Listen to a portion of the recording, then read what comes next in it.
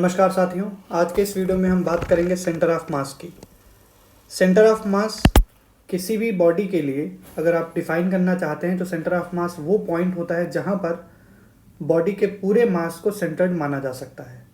अब अलग अलग प्रकार की बॉडी के लिए जो सेंटर ऑफ मास की लोकेशन है वो अलग अलग पॉइंट्स पर होती है। इसी क्रम में कुछ हमारे पास यूनिफॉर्मली डिस्ट्रीब्यूटेड बॉडीज़ होती हैं जिनमें मास का डिस्ट्रीब्यूशन यूनिफॉर्म होता है और उसके साथ साथ में बॉडी का जो शेप एंड साइज है वो भी रेगुलर होता है। आपको बॉडीज़ में एक से ज़्यादा लाइन ऑफ सिमेट्रीज देखने को मिलते हैं जिससे कि सेंटर ऑफ मास की लोकेशन आप आसानी से पता कर सकते हैं। जैसे कि रिंग हुआ, रिंग के लिए अगर आपको सेंटर निकालना हो तो रिंग का सेंटर पॉइंट होगा, वही आपका सेंटर ऑफ मास हो जाएगा।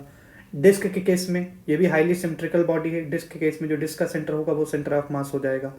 हॉलो स्फेयर हुआ, हॉलो स्फेयर के लिए सेंटर ऑफ मास निकालें तो उसका जो सेंटर पॉइंट होगा वही सेंटर ऑफ मास हो जाएगा। एंड सेम केस है सॉलिड स्फेयर के लिए भी। तो ये कुछ ऐसी बॉडी है जो हाईली सिमेट्रिक होती है, इनके सेंटर ऑफ मास की लोकेशन हमको पता होती है बाय ऑब्जर्वेशन। बट इसके साथ साथ में अगर हमारे पास बॉडीज़ का कुछ ऐसा सिस्टम रहा हो जिसमें बॉडी हाईली सिमेट्रिक ना हो तो उस केस में आपको सेंटर ऑफ मास की कैलकुलेशन करके सेंटर ऑफ मास की पोजीशन निकालनी पड़ेगी। अब इसी क्रम में हमारे पास कुछ बॉडीज़ हैं जिनका कि सेंटर ऑफ मास यहाँ पर मैं आपको कैलकुलेट करके दिखाऊंगा और इनकी डेरिवेशन के जो स्टेप्स हैं उनको आप ठीक से समझिए और समझने का प्रयास करिए कि किस तरीके से सेंटर ऑफ मास यहाँ पर इन बॉडीज़ के लिए निकाला जा रहा है। तो अभी हमारे पास जो सेंटर ऑफ मास की कैलकुलेशन करनी है उन बॉडीज़ की लिस्ट मौजूद है। इसमें सबसे पहले हम देखेंगे सर्कुलर आर्क के लिए सेंटर ऑफ मास, उसके बाद पोर्शन ऑफ अ डिस्क, उसके बाद हॉलो हेमिस्फेयर, उसके बाद है सॉलिड हेमिस्फेयर, फिर है hollow cone and next one is solid कोन। तो ये हमारे पास 6 ऑब्जेक्ट हैं जिनके सेंटर ऑफ मास की कैलकुलेशन यहाँ पर मैं करने वाला हूँ। अब सेंटर ऑफ मास की कैलकुलेशन करने के पहले कुछ बातें आपको पता होनी चाहिए जो मैं आपको ओरली अभी बताए दे रहा हूँ। अगर बॉडीज़ की डेंसिटी की आप बात करें तो डेंसिटी बॉडीज़ में हम 3 तरीके से लिखते हैं। अभी तक जैसे 10th क्लास तक आपने चीज़ों को देखा होगा तो वहाँ हम एक ही टर्म देखते थे डेंसिटी और उसका फार्मूला हम देते थे मास अपॉन वॉल्यूम। बट यहाँ ऐसा नहीं है। यहाँ बॉडी के शेप एंड साइज के बेसिस पर हम डेंसिटी को थोड़ा सा और प्रेफरेबल फॉर्म में यूज़ करना चाहते हैं और ये फॉर्म ऐसा है कि हमको क्वेश्चंस को सॉल्व करने में काफ़ी सहूलियत मिलती है अगर हम इस फॉर्म में डेंसिटी को यूज़ कर सकते हैं। करने के लिए आप मास अपॉन वॉल्यूम करें वो भी ठीक है, गलत वो भी नहीं है, लेकिन होता क्या है कि कैलकुलेशन करने में हमको कई बार ज़्यादा कैलकुलेशन करने में दिक्कत होती है। तो उसके केस में हम अगर डेंसिटी के जो प्रिफर्ड टाइप्स हैं जो हम यहाँ यूज़ करेंगे, जिनको कि मैंने बताया कि 3 टाइप की होती हैं, अगर आप इनको यूज़ करेंगे तो कैलकुलेशन में भी आसानी होगी, चीज़ें समझने में भी आसानी होगी आपको। तो डेंसिटी के 3 फॉर्मेट हैं। पहला है लीनियर मास डेंसिटी, दूसरा है सरफेस मास डेंसिटी एंड तीसरा है वॉल्यूम मास डेंसिटी। तो 3 प्रकार की डेंसिटी आपको ध्यान रखनी है। अब जैसे मैं लीनियर मास डेंसिटी की बात करता हूँ तो जो लीनियर मास डेंसिटी है ये आप उन बॉडीज़ के लिए यूज़ करेंगे जिनमें एक ही मेजर डायमेंशन है। जैसे कि मैं बात करूं इस पेन की, अब इसमें अगर आप देखें तो इसका जो लेंथ है यही इसका मेजर डायमेंशन है। अगर आप इसके विड्थ और थिकनेस की बात करें तो विड्थ एंड थिकनेस इसके लेंथ के रिस्पेक्ट में बहुत स्मॉल है। तो ऐसे केस में ये ऑब्जेक्ट जो है इसको हम बोलेंगे लीनियर ऑब्जेक्ट, और अगर ये लीनियर ऑब्जेक्ट है तो इसके लिए जो डेंसिटी आएगा वो होगा लीनियर मास डेंसिटी। सिमिलरली अगर आपके पास एक पेपर का टुकड़ा हो, आप अपनी कॉपी से एक पेपर फाड़ करके निकालिए और उसको देखिए, तो उस पेपर के लिए आप देखेंगे तो आपको लेंथ और विड्थ देखने को मिलेगा, और लेंथ और विड्थ के रिस्पेक्ट में अगर आप उसकी थिकनेस देखेंगे तो थिकनेस उसका बहुत कम है। तो उस केस में जो पेपर हुआ वो एक 2 डायमेंशनल ऑब्जेक्ट हुआ, और उस पेपर के लिए 2 डायमेंशनल ऑब्जेक्ट के लिए जो डेंसिटी आप डिफाइन करेंगे वो डेंसिटी होगी सरफेस मास डेंसिटी। तो लीनियर ऑब्जेक्ट है तो लीनियर मास डेंसिटी आएगा।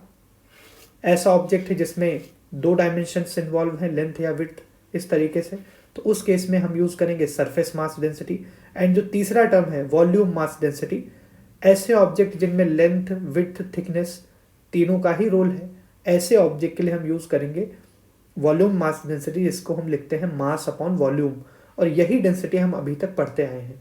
ठीक है, तो डेंसिटी के लिए आपको फॉर्मूले जो ध्यान रखने हैं उसमें, जैसे अगर आप लीनियर मास डेंसिटी की बात करें तो लीनियर मास डेंसिटी को हम लिखेंगे mass upon length. Surface mass density अगर हम लिखें तो सरफेस मास डेंसिटी होगा मास अपॉन एरिया, और इसी तरीके से अगर आप वॉल्यूम मास डेंसिटी लिखना चाहते हैं तो वॉल्यूम मास डेंसिटी होगा मास अपॉन वॉल्यूम। तो ये 3 प्रकार की डेंसिटीज हमको ध्यान रखनी है और इन्हीं का यूज़ करते हुए हम यहाँ पर डेरिवेशंस अपनी करने वाले हैं। तो इसमें जो सबसे पहली डेरिवेशन हम करने वाले हैं वो है सर्कुलर आर्क के लिए। सेंटर ऑफ मास निकालना है सर्कुलर आर्क के लिए। तो सेंटर ऑफ मास की कैलकुलेशन करने के लिए सबसे पहले मैं एक सर्कुलर आर्क बनाने का प्रयास कर रहा हूँ। सपोज इस तरीके से ये सर्कल है और इस सर्कल का अगर बाकी पोर्शन में मिटा दूं, केवल इतना पोर्शन बनाऊं, तो ये हमारा होगा सर्कुलर आर्क। इस सर्कुलर आर्क का सेंटर पॉइंट हमने यहाँ रिप्रेजेंट कर दिया पॉइंट O।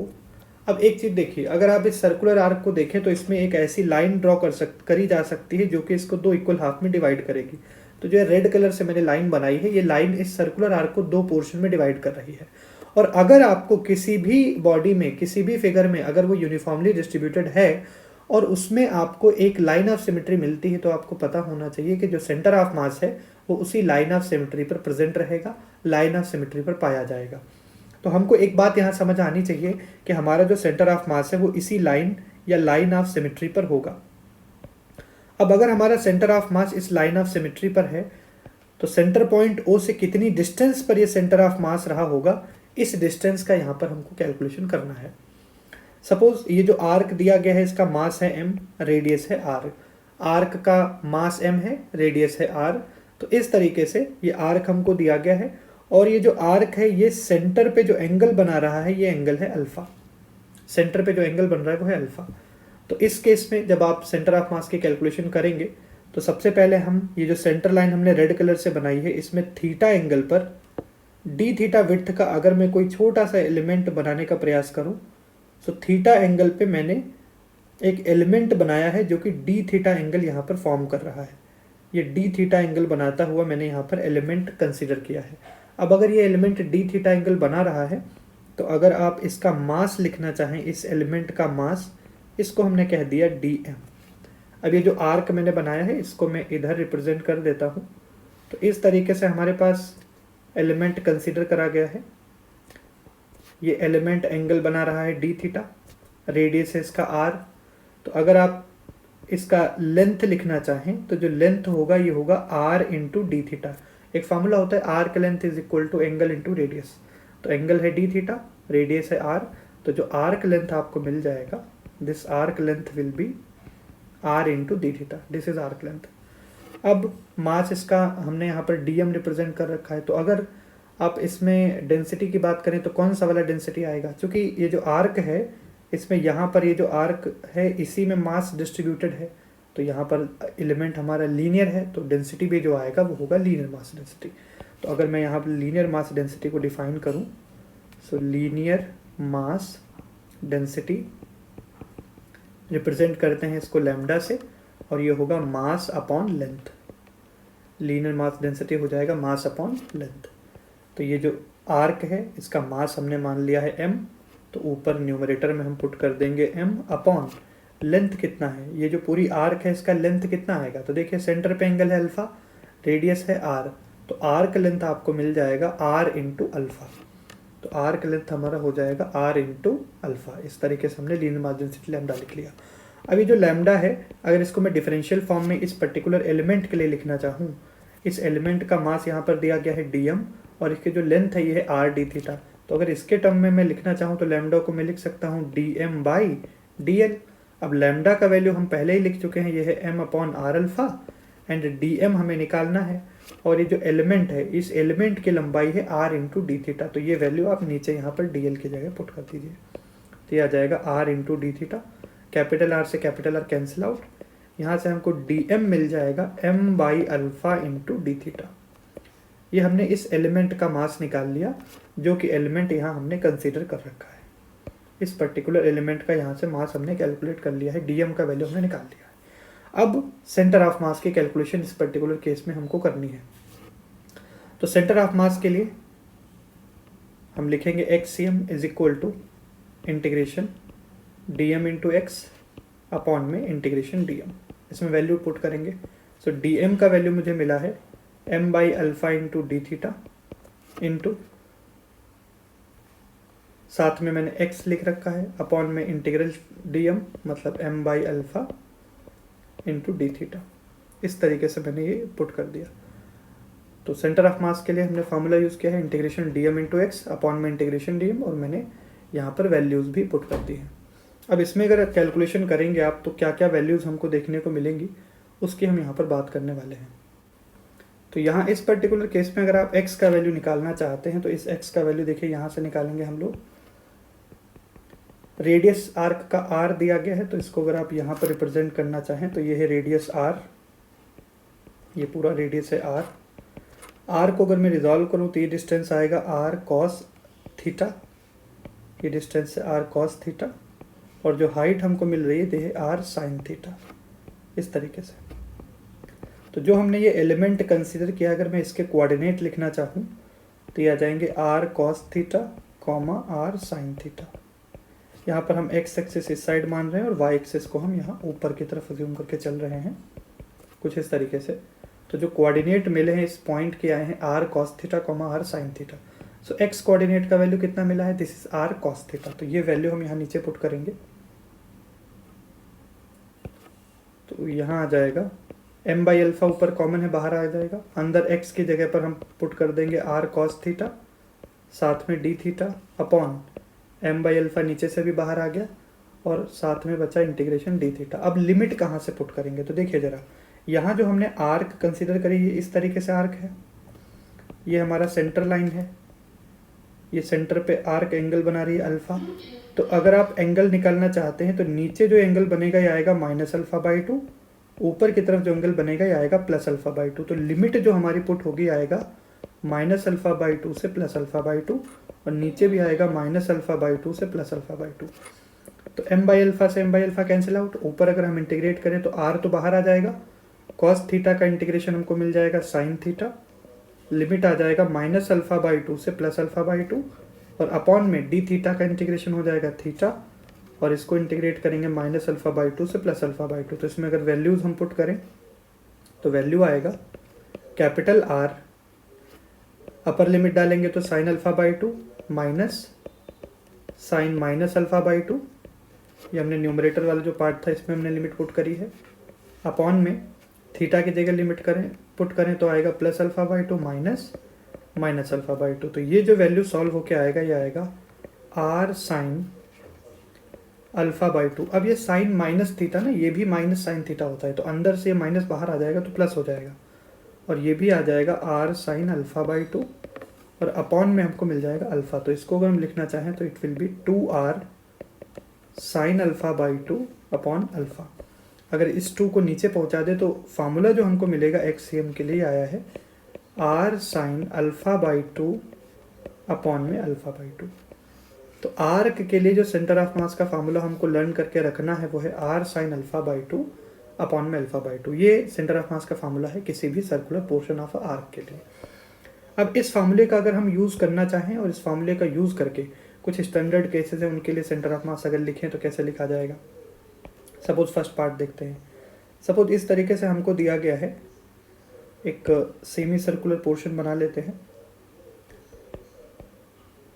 तो यहाँ पर ये मैंने सेमी सर्कुलर पोर्शन बनाया है, रेडियस इसका है r, और इस केस में हमको इसका सेंटर ऑफ मास लिखना है कहाँ पर होगा। तो देखिए ये जो सेंटर पे एंगल बन रहा है ये एंगल है पाई, और सेंटर पे एंगल पाई है, तो अगर XCM निकालें so it will be r sine alpha by two, और अल्फ़ा का वैल्यू यहाँ कितना है pi, so pi by two upon pi by two. अब साइन 91 हो जाएगा तो ये आ जाएगा 2r बाई पाई। तो सेंटर ऑफ मास का डिस्टेंस यहाँ हमको मिला है 2r बाई पाई। रिप्रेजेंट कर देंगे इसको, so this is centre line हमारी, ये हो गया सेंटर ऑफ मास, और जो डिस्टेंस है सेंटर ऑफ मास की पॉइंट O से ये हमको मिला है 2r बाई पाई, इस तरीके से। तो अगर आपको फार्मूला याद है तो इस सेमी सर्कुलर पोर्शन के लिए आप सेंटर ऑफ मास लिख सकते हैं। ऐसे अगर क्वार्टर पोर्शन दे दिया जाए इसी डिस्क का, अगर हम एक डिस्क बना लें और इसके क्वार्टर पोर्शन की बात करें, सपोज इस तरीके से हमको एक पोर्शन दिया गया है और इसका सेंटर ऑफ मास निकालना है। तो पहले तो हम इसका सेंटर ऑफ मास अगर निकालना चाहते हैं, ये हो गया हमारा पॉइंट हो, तो पहले एक ऐसी लाइन ड्रॉ करो जो इसको सिमेट्रिकली दो पोर्शन में डिवाइड करे, क्योंकि फार्मूला हमने उसी के लिए निकाल रखा है। तो हमने इस तरीके एक लाइन बना दी और ये लाइन इसको दो पोर्शन में डिवाइड कर रही है, रेडियस है r। अभी जो सेंटर पे एंगल बना है इस एंगल को अगर अल्फा बोले तो this angle will be pi by two, और अगर हम सेंटर ऑफ मास लिखें XCM so it will be r sine alpha by two, that means pi by four, upon में अल्फा बाई टू, अपॉन में भी पाई बाई फोर। तो यह आ जाएगा 4r/पाई एंड साइन पाई/4 का वैल्यू है 1/√2। तो यहाँ पर जो सेंटर ऑफ मास का डिस्टेंस आया है दिस इज 4r/पाई√2। ये सेंटर ऑफ मास का डिस्टेंस है। इसको अगर हम रिप्रेजेंट करना चाहें तो इधर फिगर में भी कर देंगे। ये होगा centre of mass, this is point O, और डिस्टेंस जो है सेंटर ऑफ मास और पॉइंट ओ के बीच में, ये जो डिस्टेंस आया है दिस इज 4r/पाई√2। तो इस तरीके से सर्कुलर पोर्शन ऑफ आर्क के लिए सेंटर ऑफ मास हम लिख लेंगे। आपको फार्मूला याद रखना है, फार्मूला याद रहेगा तो क्वार्टर पोर्शन के लिए भी आप कर पाएंगे, और जो सेमी सर्कुलर पोर्शन है उसके लिए भी हम सेंटर ऑफ मास की कैलकुलेशन आसानी से कर पाएंगे। इसके बाद नेक्स्ट पोर्शन में है centre of mass for portion of a disc. इस बार क्या है कि हमको इस तरीके से एक डिस्क दिया गया है, और इस डिस्क के लिए ये जो डिस्क हमने बना रखी है इसका सपोज कुछ पर्टिकुलर पार्ट हमने यहाँ पर कट कर लिया, इस तरीके से इसका इतना पार्ट हमने कट कर लिया। अब अगर डिस्क के इस पोर्शन को हम कट कर लें तो ये जो पोर्शन बचा हुआ है, ये जैसे पिज़्ज़ा का स्लाइस होता है बिल्कुल उसी तरीके से रहेगा। ये बीच में इसमें मास भरा हुआ है, इसका सेंटर ऑफ मास हमको निकालना है। रेडियस इसका भी कैपिटल आर दिया गया है, और जो सेंटर पे एंगल बन रहा है that angle is alpha. Centre of मास इस पर्टिकुलर केस के लिए कैलकुलेट करना है। तो हम इसमें करेंगे क्या, पहले तो एलिमेंट हमको कंसीडर करना आना चाहिए। तो अगर एलिमेंट कंसीडर करना है तो यहाँ एक चीज़ आप पहले समझ लीजिए कि यहाँ पर ये जो मास है ना, ये इस पर्टिकुलर एरिया में फैला हुआ है। यहाँ पर ये एलिमेंट लीनियर नहीं है। पिछली बार वो वायर जैसा था, ये वायर दिया गया था, इस बार ये बीच में मास भरा हुआ है, ये डिस्क का पार्ट है। पिछली बार वो वायर को ही मोड़ करके आर्क बना दिया गया था। तो इस पर्टिकुलर केस में जब आप डेंसिटी लिखेंगे तो यहाँ डेंसिटी आएगी सरफेस मास डेंसिटी। तो अगर हम सरफेस मास डेंसिटी लिखें तो सरफेस मास डेंसिटी होगा मास अपॉन एरिया, ये हो जाएगा मास अपॉन एरिया, ये सरफेस मास डेंसिटी। और इसको हमने लिख लिया सिग्मा। सपोज ये जो मैंने पोर्शन बनाया है डिस्क का, इसका डेंसिटी सिग्मा है, सिग्मा से रिप्रेजेंट करते हैं सरफेस मास डेंसिटी को। अब इसमें सेंटर से अगर मैं आर डिस्टेंस पर, सेंटर से स्मॉल आर डिस्टेंस पर डी आर विड्थ का एक पतला सा स्ट्रिप में अगर ऐसे कंसीडर करूँ, ये मैंने डी आर विड्थ का एक स्ट्रिप कंसीडर किया है, इस स्ट्रिप की मोटाई है डी आर। तो इसका अगर मैं मास लिखना चाहूँ डी एम, तो इसका मास डी एम कितना होगा, तो हमको पता है सिग्मा मास अपॉन एरिया होता है, तो ऊपर लिख लेंगे डी एम और नीचे जो एरिया होगा उसको लिख लेंगे डी ए। अब ये जो आर्क मैंने इधर बनाई है, अगर इस आर्क का मैं एरिया निकलवाऊँ आपसे तो देखिए ये है आपका आर्क। ये जो आर्क लेंथ है ये आ जाएगा small r into alpha, because radius r है और एंगल अल्फ़ा बन रहा है, तो इसका लंबाई हो जाएगा आर इंटू अल्फ़ा, और रेडियस जो यहाँ पे आएगी आएगा डी आर। तो अगर इसका एरिया लिखना चाहें तो ये रेक्टेंगुलर स्ट्रिप जैसा बिहेव करेगी। अगर मैं इसको सीधा करके ऐसे स्ट्रेट कर दूँ तो इसका एरिया जो मुझे मिलेगा डी ए वो आ जाएगा आर अल्फ़ा डी आर। इस तरीके से डी ए मुझे एरिया मिल जाएगा, और इस एरिया का वैल्यू इधर पुट कर दिया जाए तो डी एम मिल जाएगा sigma into d a. Sigma density है और डी ए का value r alpha d r, ये मुझे डी एम मिल जाएगा। इसके बाद अगर मैं सेंटर ऑफ मास का लोकेशन निकालना चाहता हूँ तो मैं पुट करूँगा x c m is equal to integration d m into x upon में इंटीग्रेशन डी एम, इस तरीके से। अब इसमें वैल्यूज पुट करिए, so x c m will be integration d m का वैल्यू आप पुट कर दीजिए sigma r alpha d r into x. अब यहाँ पर x दिया गया, अब x क्या है, सपोज ये जो आपने आर्क बनाई है इस आर्क का सेंटर ऑफ मास कहाँ रहा होगा, तो ये जो आर्क है इसके सेंटर ऑफ मास को अगर हम लिखना चाहें तो आर्क के लिए सेंटर ऑफ मास तो भी पहले डिराइव कर चुके हैं, जो कि था r sine alpha by two upon में भी अल्फ़ा बाई टू। तो ये हम सेंटर ऑफ मास का लोकेशन निकाल चुके हैं जो कि x से हमने रिप्रेजेंट किया था। तो सेम यही x का वैल्यू मैं इधर पुट कर दूंगा, बिकॉज आर्क के लिए सेंटर ऑफ मास हम पहले से जानते हैं। तो x की जगह पुट कर दीजिए r sine alpha by two upon में अल्फ़ा बाई टू, कुछ इस तरीके से। और अपॉन में भी इंटीग्रेशन डी एम है तो इंटीग्रेशन का साइन बनाते sigma r alpha d r. और लिमिट कहाँ से पड़ेगी, ये होगा जीरो से लेकर के कैपिटल आर तक, यहाँ भी जीरो से लेकर कैपिटल आर तक। ये लिमिट कैसे डाली गई इसको भी समझ लीजिए कि यहाँ पर सेंटर से स्मॉल आर डिस्टेंस पर आपने ये स्ट्रिप कंसिडर करी है और आपको पूरे इस डिस्क को कवर करना है, तो सेंटर से लेकर के एंड तक अगर कवर करना है तो लिमिट आपकी पड़ जाएगी small r equal to zero से लेकर के small r equal to capital r तक। वैल्यूज पुट करके इसको इंटीग्रेट करके सॉल्व करने का प्रयास करेंगे अब हम लोग। तो यहाँ आ जाएगा x c m is equal to, अब देखिए जो भी कॉमन है उसको बाहर निकाल लेते हैं। सिग्मा बाहर आ जाएगा, अल्फ़ा बाहर आ जाएगा, साइन अल्फ़ा बाई 2 बाहर आ जाएगा, और अपॉन में भी अल्फ़ा बाई 2 है, ये भी बाहर आ जाएगा। तो अंदर क्या बचा, अंदर यहाँ एक स्मॉल आर यहाँ पे है और एक स्मॉल आर यहाँ पे है, तो ये हो जाएगा आर स्क्वायर साथ में डी आर, और लिमिट हमारी 0 से कैपिटल आर, और डिनोमिनेटर में भी सिग्मा अल्फ़ा ये बाहर आ गया, इंटीग्रेशन में आर डी आर, और लिमिट 0 से लेकर के कैपिटल आर। तो इसको अगर हम सॉल्व करें तो सिग्मा इंटू अल्फ़ा, यहाँ सिग्मा इंटू अल्फ़ा इसके साथ कैंसिल आउट, तो ऊपर बचेगा साइन अल्फ़ा बाई 2 अपॉन में अल्फ़ा बाई 2, ये तो साथ में बच गया।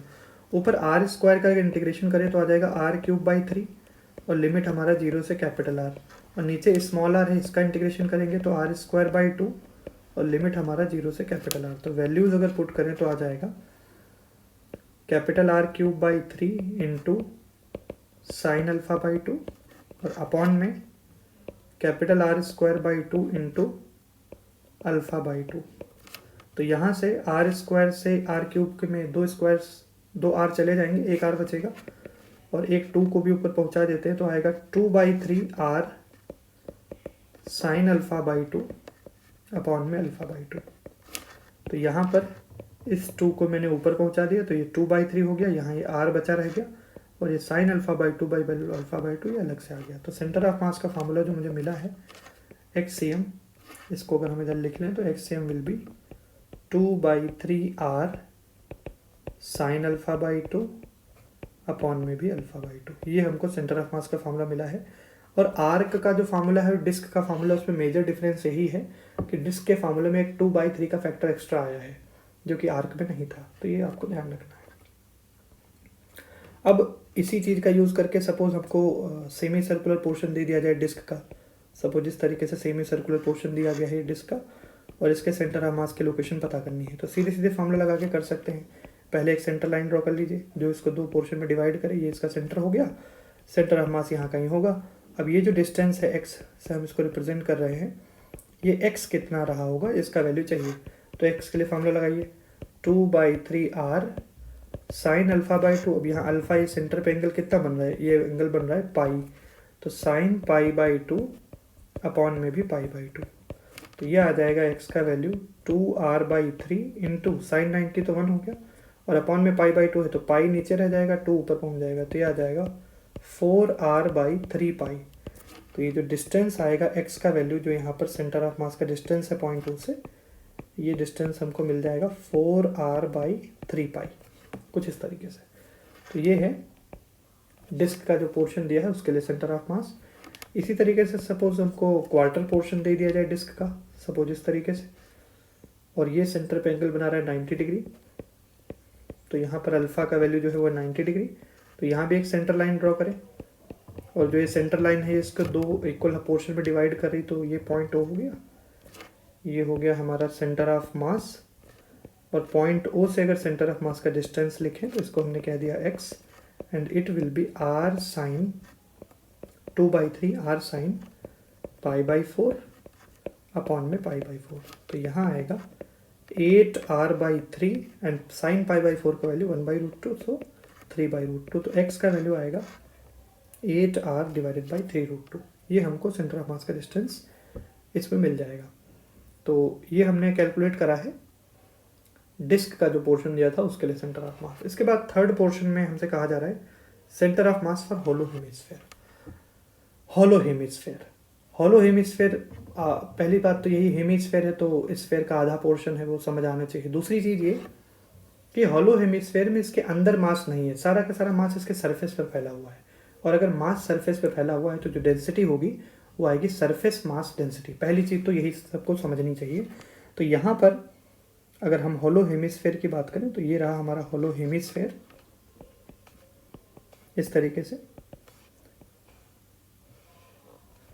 ये हेमिस्फेयर का सेंटर पॉइंट मैंने O यहाँ पर रिप्रेजेंट कर दिया है। हेमिस्फेयर का रेडियस हमने कह दिया कैपिटल R, ये है हेमिस्फेयर का रेडियस, कुछ इस तरीके से हमने इसको रिप्रेजेंट किया है। अब इसका सेंटर ऑफ मास हमको कैलकुलेट करके निकालना है कि इसका सेंटर ऑफ मास कहाँ पे होगा। तो इसमें है ये कि अगर आप सेंटर ऑफ मास कैलकुलेट करना चाहते हैं तो आपको एक चीज़ समझ आनी चाहिए कि इसमें अगर एक वर्टिकल लाइन हम ड्रॉ करें तो सेंटर ऑफ मास इसी लाइन पर कहीं ना कहीं रहा होगा। इसी लाइन पर सेंटर ऑफ मास इसलिए होगा क्योंकि ये लाइन जो है वो लाइन ऑफ सिमेट्री है, तो इसी लाइन ऑफ सिमेट्री पे सेंटर ऑफ मास लाई करेगा। अब कितनी हाइट ऊपर लाई करेगा ये चीज़ हमको यहाँ पर कैलकुलेट करनी है। तो करेंगे क्या, यहाँ से जो ये वाली लाइन हमको दिख रही है हॉरिजॉन्टल लाइन, यहाँ से थीटा एंगल बनाते हुए डी थीटा एंगल पर डी थीटा एंगल बनाते हुए यहाँ पर मैंने एक एलिमेंट कंसिडर किया है। और ये जो एलिमेंट है ये कुछ इस तरीके से सर्कुलर एलिमेंट है, इसको समझना है पहली बात। ये जो एलिमेंट हमने कंसिडर किया है ये सर्कुलर एलिमेंट है कुछ इस तरीके से। ये यहाँ पर सर्कुलर एलिमेंट हमने कंसिडर किया है। रेडियस इसका दिया गया है कैपिटल आर, ये रेडियस है जो कि है कैपिटल आर। तो अगर कैपिटल आर को हम रिजॉल्व करें तो दिस एंगल इज थीटा। सो अगर मैं रिजॉल्व करूं तो ये जो डिस्टेंस आएगा ये होगा आर कॉस थीटा। मतलब जो हमने सर्कुलर रेडियस का यहाँ ऊपर एक स्ट्रिप कंसिडर करके निकाला है, इसका रेडियस होगा आर कॉस थीटा। और जो इसका सेंटर से यहाँ से हाइट है ये वाला डिस्टेंस ये आ जाएगा आर साइन थीटा। तो आर कॉस थीटा और आर साइन थीटा ये हमको डिस्टेंसेस देखने को मिल गई। और जो आपने यहाँ पर ये कंसिडर कर रखी है स्ट्रिप, इसका जो सेंटर ऑफ मास होगा वो तो इसी सेंटर पॉइंट पे लाई करेगा। तो अगर इसके कोऑर्डिनेट हम लिखना चाहें, इसको एक्स एक्सेस बना दें, इसको वाई एक्सेस बना दें, तो कोऑर्डिनेट एक्स कोऑर्डिनेट 0 हो जाएगा और वाई कोऑर्डिनेट हमको मिल जाएगा आर साइन थीटा। तो यहाँ पर वाई कोऑर्डिनेट हमको निकालना है। चलिए भाई वैल्यू पुट करते हैं। क्योंकि मास का डिस्ट्रीब्यूशन यहाँ सरफेस पर है तो हम सिग्मा लिखेंगे और सिग्मा को लिखेंगे dm/da। अब इसका मास लिखना है तो इसका एरिया स्ट्रिप का निकालना पड़ेगा। तो देखिए ये जो स्ट्रिप है जो कि हमने यहाँ पर बना रखी है, इस पर्टिकुलर स्ट्रिप के लिए एरिया हमको लिखना है। तो इस स्ट्रिप का ये वाला जो पोर्शन है इसका विड्थ जो है यहाँ पर हम फिगर से देख के निकाल सकते हैं कि भाई ये जो रेडियस कैपिटल आर है, एंगल थीटा है, तो ये आ जाएगा आर डी थीटा। तो इस स्ट्रिप की जो मोटाई आएगी ये हो जाएगा आर डी थीटा। और इसका जो रेडियस है ये वाला, ये रेडियस है आर कॉस थीटा। तो अगर इसका सरकमफेरेंस आप निकालो यहाँ से यहाँ तक कि पूरा सरकमफेरेंस, तो ये पूरा सरकमफेरेंस होगा 2 पाई आर। और 2 पाई आर को इसकी विड्थ से मल्टीप्लाई कर दो। इसको आप ऐसे भी समझ सकते हैं कि अगर आप इसको ऐसे बीच से कट करके और बिल्कुल सीधा कर दें, बीच से कट करके इस स्ट्रिप को बिल्कुल सीधा कर दे तो इसका लंबाई आएगा 2 पाई आर कॉस थीटा। जो कि इसका रेडियस आर है ना, इसलिए हो जाएगा 2 पाई आर सरकमफेरेंस के बराबर। अगर वायर है आपके पास, सर्कुलर वायर है, उसको बीच से कट करके सीधा कर दें तो लंबाई कितनी होगी 2 पाई आर। अब यहाँ पर रेडियस आर कॉस थीटा है तो ये हो जाएगा 2 pi are cos theta. And जो विड्थ दिया गया है ये है आर डी थीटा। तो अगर हम इसका एरिया लिखें तो जो एरिया है डी ए वो आ जाएगा 2 पाई आर कॉस थीटा। ये हो गई लेंथ इंटू विड्थ है आर डी थीटा। ये हमको डी ए इसका एरिया मिल जाएगा। तो यहाँ से अगर हम डी एम लिखना चाहें तो d m will be sigma into d a. और सिग्मा का वैल्यू मैं नीचे लिख चुका हूँ जो कि है 2 pi r square cos theta d theta.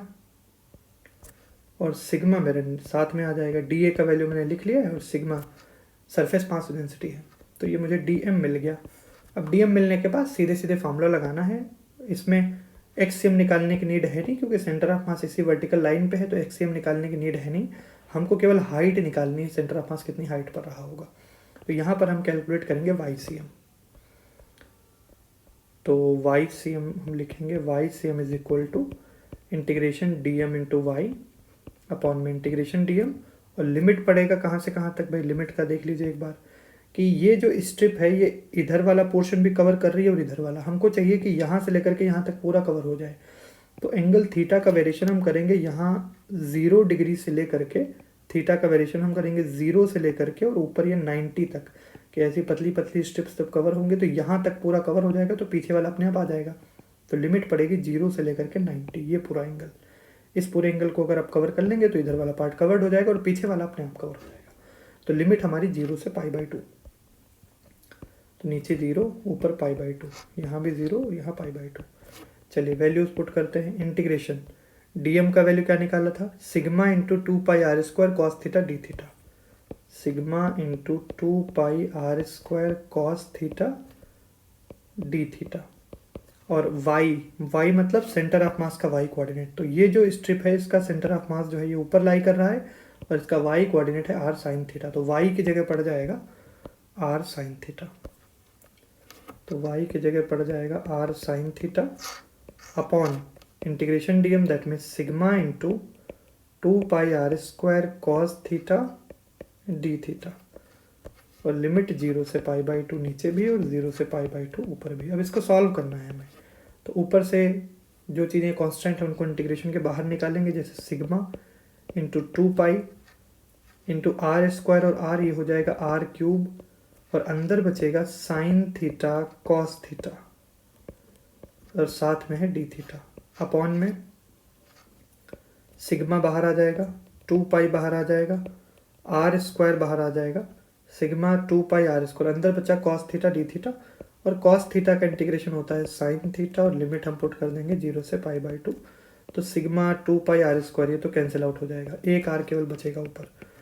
Sine theta cos theta d theta है। तो अगर हम इसको सॉल्व करना चाहते हैं तो इसको हम साइन 2 थीटा में कन्वर्ट कर लेते हैं। इसके लिए 2 से ऊपर नीचे मल्टीप्लाई करना पड़ेगा। तो यहाँ नीचे 2 से मल्टीप्लाई कर दिया, ऊपर भी 2 से मल्टीप्लाई कर दिया, तो ऊपर हो गया sine 2 theta d theta integration में 0 से π/2 और अपॉन में 2 तो ये है ही। और यहाँ पर साइन थीटा में 0 से π/2 अगर आप लिमिट डालें तो अपर लिमिट डालेंगे तो साइन π/2 जिसका वैल्यू 1 और लोअर लिमिट डालेंगे तो साइन 0 जिसका वैल्यू 0 होता है। तो नीचे 1 मिलेगा हमको, जिसको हम ऐसे लिख सकते हैं। अब इसको सॉल्व करना है। तो साइन 2 थीटा का अगर इंटीग्रेशन करें तो आएगा minus cos 2 theta by 2 and upon में ये 2 पहले से है, लिमिट हमारी हो जाएगी 0 से π/2। तो इसमें अगर हम लिमिट डालें तो आएगा -1/4 कॉस 2 इंटू π/2 माइनस कॉस 0।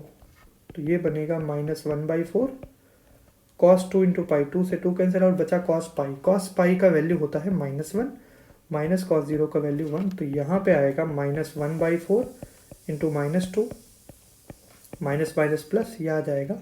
अच्छा, एक कैपिटल आर ऊपर बचेगा, यहाँ पर r³ था ना, तो एक कैपिटल आर साथ में आएगा, उसको लगा के रखिए।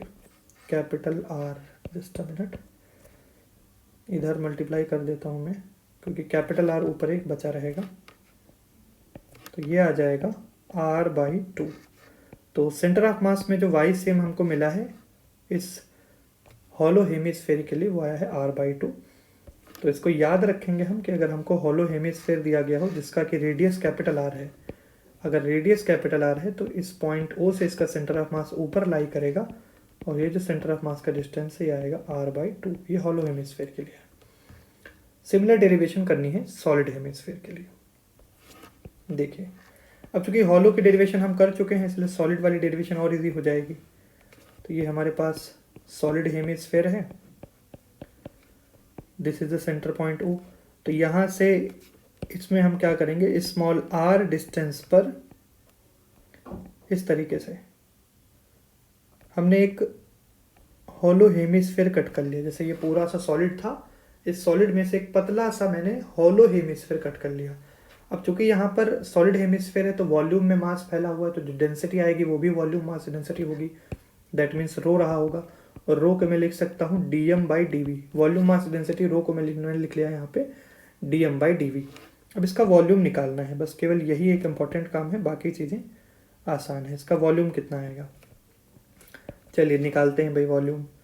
इसकी विड्थ है dr, r रेडियस पर dr विड्थ का मैंने ये हॉलो हेमिस्फेयर कंसिडर किया है, स्मॉल r रेडियस का। इसका वॉल्यूम, तो अगर आप स्मॉल r रेडियस का कोई हेमिस्फेयर उसका वॉल्यूम लिखें तो आएगा 2π3πr³। अब हमको चाहिए dv, तो इसको r के रिस्पेक्ट में इंटीग्रेट कर देंगे। तो dv/dr अगर निकालो तो आएगा 2/3πr³ का डिफ्रेंसिएशन 3r², 3 से 3 कैंसिल आउट, तो आएगा 2πr²dr। ये मुझे dv का वैल्यू मिल जाएगा। और ये जो dv का वैल्यू है ये हम अगर ऊपर पुट कर दें तो sigma is equal to dm/2πr²dr। यहाँ से dm आ जाएगा रो इंटू 2πr²dr। ये मुझे इसका मास मिल गया है जो कि हमने स्ट्रिप कंसिडर करी है। और इसका सेंटर ऑफ मास कहाँ होगा, यहाँ कहीं बीच में लाई करेगा। कितनी हाइट ऊपर, r/2। ये r/2 कैसे पता चला, अभी ऊपर हमने हॉलो के लिए डिराइव तो कर रखा है ना, तो वही जो हमने डिराइव कर रखा है वही आ जाएगा स्मॉल आर बाई टू। अब करते हैं कैलकुलेट। तो वाई से हम मिलेगा integration d m into y upon में इंटीग्रेशन डी एम, और लिमिट कहाँ से कहाँ तक, जीरो से लेकर के कैपिटल आर और जीरो से लेकर कैपिटल आर, नीचे और ऊपर दोनों में लिमिट पड़ गई। अब वैल्यू डी एम का पुट करें, सो आएगा जीरो से कैपिटल आर, डी एम का वैल्यू है rho into two pi r square d r, rho into two pi r square d r. Y का वैल्यू सेंटर ऑफ मास कितनी height पर है, small r by two, upon d m की जगह पर rho into two pi r square d r, limit zero से capital are. तो जो जो कांस्टेंट है उसको बाहर निकालेंगे, तो रो बाहर आ जाएगा, टू पाई बाहर आ जाएगा, और साथ में अपॉन में भी टू है, तो इस टू से टू को कैंसिल कर दीजिए, तो ये तो कैंसिल होने के बाद जो बाहर निकलेगा वो आएगा रो इंटू पाई, अंदर बचेगा r square into r, r cube d r, और लिमिट जीरो से कैपिटल आर। अपॉन में भी देखिए टू पाई रो आ गया बाहर, अंदर बचा है आर स्क्वायर डी आर, और लिमिट है जीरो से कैपिटल आर। तो रो और पाई ये दोनों कैंसिल आउट। अब इसको इंटीग्रेट करना है, आसानी से कर सकते हैं। आर क्यूब का इंटीग्रेशन आएगा आर की पावर 4/4, अपॉन में आर स्क्वायर का इंटीग्रेशन आएगा आर क्यूब बाई 3, कुछ इस तरीके से, और अपॉन में 2 बचा हुआ है तो ये नीचे आ जाएगा। आर क्यूब से आर की पावर 4 को कैंसिल करेंगे तो ऊपर एक आर बचेगा, तो यहाँ ये आ रहा है 3r/8, ये डिस्टेंस आया है। तो अगर हम सॉलिड हेमिस्फेयर की बात करें तो ये जो सॉलिड हेमिस्फेयर है इसका सेंटर ऑफ मास इस पॉइंट O से 3r/8 डिस्टेंस ऊपर लाई कर रहा है। ये है लोकेशन ऑफ सेंटर ऑफ मास। ये सॉलिड हेमिस्फेयर के सेंटर ऑफ मास की लोकेशन है जो कि हमने यहाँ पे निकाली है। तो अल्टीमेटली डेरिवेशन तो मैं आपको करके दिखा ही रहा हूँ, बट लर्न आपको फार्मूले ही करने हैं। डेरिवेशन बस ये है कि आप मेरे साथ एक बार करके देख ले कि इसका डेरिवेशन कैसे होता है। इसके बाद है सेंटर ऑफ मास फॉर होलो कोन। अगर हमको एक कोन दिया जाए और उसका सेंटर ऑफ मास निकालना हो तो वो कहाँ पे होगा। तो अगर एक कोन बनाया जाए, इस तरीके से हम कोन बना सकते हैं। ये हमारे पास एक कोन है। कोन में अगर आप एक सेंटर लाइन ड्रॉ करें तो हमको एक चीज़ पता है कि भाई इसी सेंटर लाइन पे हमारा सेंटर ऑफ मास होगा, क्योंकि ये जो सेंटर लाइन है यही है हमारा लाइन ऑफ सिमेट्री। ये है हमारा लाइन ऑफ सिमेट्री, ये लाइन ऑफ सिमेट्री हो गया। कोन का जो हाइट है इसको हमने कह दिया h, ये हो गया कोन का हाइट। एंड जो इसका रेडियस है, इस रेडियस को हमने कह दिया r, और जो ये सेमी कोन एंगल है इसको हमने कह दिया थीटा। अब इसके डेरिवेशन के लिए इसमें अगर आप देखें तो मास कहाँ फैला हुआ है। अगर कोन को देखें, हॉलो कोन हो तो अंदर तो मास है नहीं, मास सारा सरफेस पर है। अगर सारा मास ये जो बाहर का पोर्शन रहता है अगर इसके सरफेस पे मास फैला हुआ है तो जो डेंसिटी आएगा वो भी होगा सरफेस मास डेंसिटी। तो यहाँ पर इस सेंटर पॉइंट O के रिस्पेक्ट में हम सेंटर ऑफ मास की कैलकुलेशन करने वाले हैं। तो यहाँ से हमको सेंटर ऑफ मास का लोकेशन निकालना है। अब डिस्टेंस अगर आप सेंटर ऑफ मास के निकालना चाहते हैं तो मैं डिस्टेंस यहाँ पॉइंट O के रिस्पेक्ट में लिखना चाह रहा हूँ। तो सपोज ऊपर से x डिस्टेंस पर मैंने dx विड्थ का यहाँ पर इस तरीके से स्ट्रिप कंसिडर किया है। अब यहाँ पर स्ट्रिप देखो, अगर आप साइड से देखोगे तो ऐसा स्ट्रेट लगेगा, लेकिन एक्चुअल में ये स्ट्रिप कैसा है, इस तरीके से सर्कुलर स्ट्रिप है। ये एक्चुअल में अगर आप इस स्ट्रिप को देखें तो ये सर्कुलर स्ट्रिप है।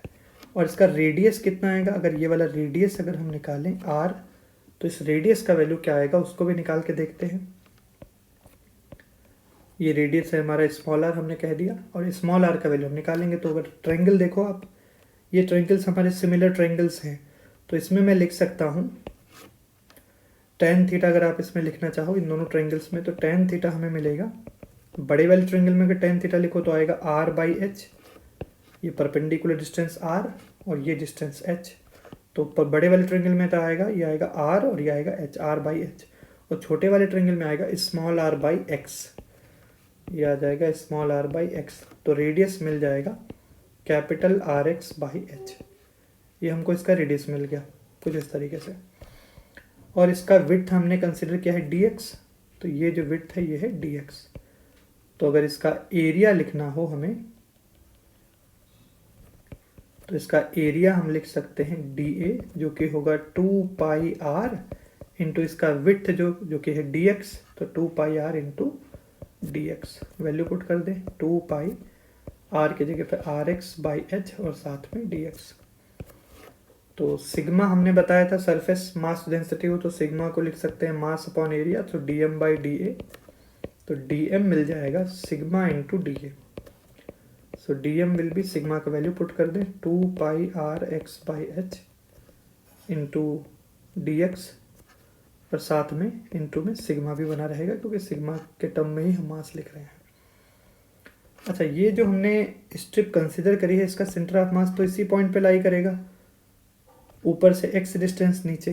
तो यहाँ पर अगर हम फार्मूला अप्लाई करें तो आएगा x c m is equal to integration d m into x upon में integration d m. Value put कर दीजिए, इंटीग्रेशन डी एम की जगह पर 2 pi r x by h into sigma into d x upon में, ये हमने ऊपर जो है डी एम का वैल्यू पुट कर दिया, साथ में एक एक्स और है तो ऊपर एक्स स्क्वायर हो जाएगा, और अपॉन में इंटीग्रेशन डी एम है तो आएगा 2 pi r x by h into sigma into d x, कुछ इस तरीके से।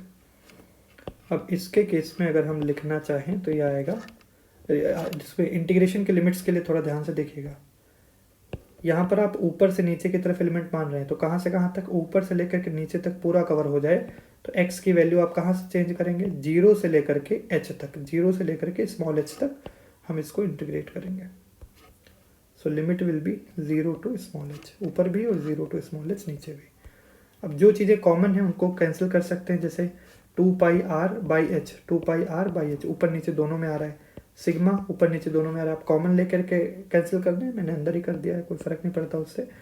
अब ऊपर है एक्स स्क्वायर का इंटीग्रेशन करें तो आएगा एक्स क्यूब बाई 3 और लिमिट है हमारा 0 से h, अपॉन में x है जिसका इंटीग्रेशन होगा एक्स स्क्वायर बाई 2 और लिमिट पड़ेगा 0 से h, तो ये आएगा ऊपर आएगा एच क्यूब बाई 3 और नीचे आएगा H square by 2। H square से ऊपर एच क्यूब का 2h चला जाएगा, 1h बचेगा, और जो आपको ये हाइट मिला है एक्स सी एम का ये आया है 2h बाई 3, कुछ इस तरीके से ये आया है 2h बाई 3। तो अगर आपको हॉलो कोन दिया जाए तो हॉलो कोन के लिए डायरेक्टली फार्मूला ध्यान रखना है कि अगर ये हॉलो कोन है, सो हॉलो कोन का जो सेंटर ऑफ मास होता है ये ऊपर से जो सेंटर लाइन हमारी आई है ये सेंटर ऑफ मास है, नीचे से अगर बेस पॉइंट ओ से डिस्टेंस अगर आप निकालें तो ये आएगा h बाई 3 और ऊपर से डिस्टेंस निकालें तो ये आएगा 2h बाई 3। टोटल हाइट कितना है, टोटल हाइट है h। तो ये सेंटर ऑफ मास की लोकेशन है, ऊपर से निकालें तो 2h बाई 3 और नीचे से डिस्टेंस है जो कि है h बाई 3। ये है हमारे पास हॉलो कोन के लिए। इसके बाद हॉलो कोन के बाद एक और बचता है जो कि है सॉलिड कोन, उसके लिए भी निकाल लेते हैं। तो सॉलिड कोन के केस में इस तरीके से हम बना लेते हैं सॉलिड कोन, ये हमारा सॉलिड कोन हो गया। और सॉलिड कोन के लिए जब सेंटर ऑफ मास आप लिखने जाएंगे तो पहली चीज़ जो आपको ध्यान में आनी चाहिए वो है कि एलिमेंट आप कैसा कंसिडर करेंगे। सॉलिड कोन के लिए जो एलिमेंट हम कंसिडर कर रहे हैं उसमें एक चीज़ जाननी ये जरूरी है कि इसके अंदर मास भरा हुआ है, और अगर अंदर मास है तो जो डेंसिटी आएगी वो होगा वॉल्यूम मास डेंसिटी। तो सबसे पहले तो ये हम सेंटर लाइन ड्रॉ करेंगे, ये सेंटर लाइन जो है इसको 2 इक्वल पोर्शन में डिवाइड कर रही है, और सेंटर लाइन अगर इसको 2 इक्वल पोर्शन में डिवाइड कर रही है तो सेंटर ऑफ मास हमारा इसी लाइन पे पाया जाएगा। अब ऊपर से x डिस्टेंस नीचे अगर मैं dx विड्थ की यहाँ पर भी स्ट्रिप कंसिडर कर लूँ कुछ इस तरीके से, और इसकी रेडियस को मैं स्मॉल r बोल दूँ, ये रेडियस है कैपिटल R, हाइट है हमारा h। तो यहाँ पर भी अगर मैं इस एंगल को थीटा बोलूँ और tan थीटा लिखना चाहूँ तो tan theta will be capital R by h, और अगर छोटे ट्रायंगल से इस वाले ट्रायंगल से लिखना चाहो तो आएगा स्मॉल r बाई x। तो स्मॉल r का वैल्यू मुझे मिल जाएगा r by h into x, ये मिल गया। दूसरी चीज़, यहाँ जो एलिमेंट आएगा चूँकि इसके अंदर मास भरा हुआ है तो ये एलिमेंट कुछ ऐसा रहा होगा, इस तरीके से एलिमेंट, ये एलिमेंट जो है ये सिलेंडर के जैसा है। अगर सिलेंडर के जैसा है इसका अगर वॉल्यूम आप लिखना चाहें dv तो ये आएगा पाई आर स्क्वायर h।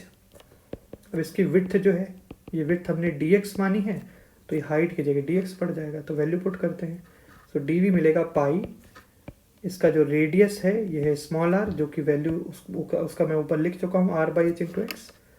सो आएगा r by h into x इसका स्क्वायर, और हाइट जो है इसका ये है dx, तो साथ में dx। तो dv जो मिला है ये आया है pi r square by h square ऊपर एक्स स्क्वायर साथ में डी एक्स, ये मिल गया डी वी।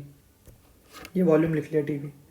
अब अगर आप डेंसिटी रो लिखना चाहें तो ये आएगा d m by d v, जो कि वॉल्यूम मास डेंसिटी है इसलिए d m by d v. So d m will be rho into d v. Value put कर दीजिए रो का, डी वी का, रो तो रहेगा ही। सो डी वी का वैल्यू आएगा pi r square x square upon में एच स्क्वायर साथ में डी एक्स। और इसका सेंटर ऑफ मास कहाँ लाई करेगा, ऊपर से एक्स डिस्टेंस नीचे, तो अब इसमें फॉर्मूला अप्लाई करेंगे हम लोग। So x c m will be integration d m into x upon में इंटीग्रेशन डी एम। वैल्यू डालिए, rho pi r square by h square x square d x, ये तो डी एम का value है और एक एक्स ऊपर और है, अपॉन में भी pi r square x square upon में एच स्क्वायर साथ में रो इंटू डी एक्स। और लिमिट कहाँ से कहाँ तक, जीरो से लेके एच तक, ऊपर से लेकर के नीचे तक पूरा कवर करना है। और यहाँ भी जीरो से एच तक, क्योंकि ऊपर से लेके नीचे तक हमको पूरा कवर करना है। अब देखिए कुछ चीज़ें हैं जो कॉमन लेके इंटीग्रेशन से बाहर निकाल के कैंसिल करी जा सकती हैं, जैसे rho pi r square h square. So rho pi r square h square, इनको हमने कैंसिल कर दिया। ऊपर आएगा x cube d x, limit है जीरो से एच। नीचे आएगा x square d x, limit है जीरो से एच, कुछ इस तरीके से। अब इसमें हमको इंटीग्रेट करके वैल्यूज़ निकालनी है। तो इंटीग्रेट करके जो वैल्यू हमारे पास आएगा इसका, उसको कैलकुलेट करके लिखने का प्रयास करते हैं। तो ये आएगा एक्स क्यूब का इंटीग्रेशन आएगा एक्स की पावर 4/4, लिमिट हमारी जीरो से एच, अपॉन एक्स स्क्वायर का integration x cube by 3, limit यहाँ भी जीरो से एच अपनी। तो अब अगर हम इसमें लिमिट पुट कर दें तो ऊपर आएगा एच की पावर 4/4, अपॉन में आएगा एच क्यूब बाई 3। तो एच क्यूब से एक एच केवल ऊपर बचेगा, 3 एच कैंसिल आउट हो जाएंगे, यह आएगा 3h/4। दैट मीन्स अगर हमको सॉलिड कोन दिया जाता है तो सॉलिड कोन की हाइट अगर h रही हो तो इसका जो सेंटर ऑफ मास है इस पर्टिकुलर पॉइंट पर होगा। बेस से अगर हाइट निकालें तो यह आएगा h/4, ऊपर वाले पॉइंट से हाइट निकालें तो यह आएगा 3h/4। तो ये सेंटर ऑफ मास सॉलिड कोन के लिए हमको देखने को मिलेगा। बॉटम से जो डिस्टेंस आएगी ये होगा h/4, और ऊपर वाला जो पिन पॉइंट है यहाँ से जो डिस्टेंस आएगा ये होगा 3h/4। तो यहाँ पर जो हमने फार्मूले देखे एक बार सबको समराइज कर लेते हैं। आर्क के लिए फार्मूला क्या था, r sin α/2 अपॉन में α/2। उसके बाद जो पोर्शन ऑफ डिस्क था, ठीक है ना, पोर्शन ऑफ डिस्क, डिस्क का जो पार्ट हमने कट किया था उसके लिए था 2/3r sin α/2 अपॉन में α/2। उसके बाद हमने करा है हॉलो हेमिस्फेयर के लिए। सो हॉलो हेमिस्फेयर के लिए जो फार्मूला आया था, ये बेस से ऊपर की तरफ सेंटर ऑफ मास लाई करेगा, ये डिस्टेंस आया था r/2। उसके बाद हमने निकाला सॉलिड हेमिस्फेयर के लिए। सॉलिड हेमिस्फेयर के केस में ये जो हेमिस्फेयर हमको दिया गया था ये सॉलिड था, और इसमें जो सेंटर ऑफ मास था नीचे बेस पॉइंट से, ये डिस्टेंस जो आया था ये था 3r/8। उसके बाद हमने निकाला हॉलो कोन। अगर हॉलो कोन दिया जाए, सो हॉलो कोन के लिए हमने देखा कि ये जो डिस्टेंस है नीचे सेंटर पॉइंट से आता है h/3, और अगर सॉलिड कोन हो, ये कोन अगर हमारा सॉलिड रहा हो तो इसके लिए जो बेस से डिस्टेंस पॉइंटों से आएगा सेंटर ऑफ मास का, ये होगा h/4। तो ये फार्मूले हमने आपको डिराइव करके दिखाए हैं, इनका डेरिवेशन करिए और फार्मूले लर्न करें, क्योंकि कई बार क्वेश्चंस में डायरेक्टली इनका यूज़ होता है। तो ऐसे में आपको सेंटर ऑफ मास के लोकेशन के लिए फार्मूला याद होना चाहिए। तो आज के लिए भी इतना ही, मिलेंगे हम आपको नेक्स्ट लेक्चर में। आपको वीडियो कैसा लगा ये आप कमेंट बॉक्स में लिख के ज़रूर बताएं। स्वस्थ रहें, मिलेंगे हम आपको नेक्स्ट लेक्चर में। Thank you so much.